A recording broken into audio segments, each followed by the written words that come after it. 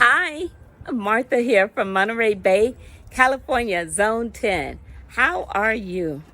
Well, today was day one of my flower stand here, my pop-up. All of my bouquets are $5 because I just want to provide beauty for my hardworking neighbors and for myself. I really believe that flowers self-care made easy.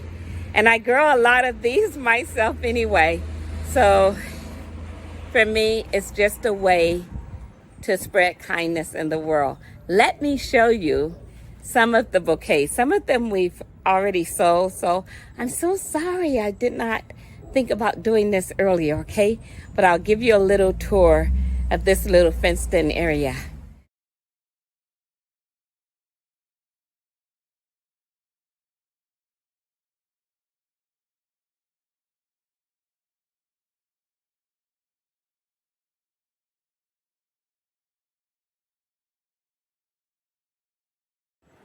So if you like to see more videos about my flower stand journey here in California, please subscribe and join me.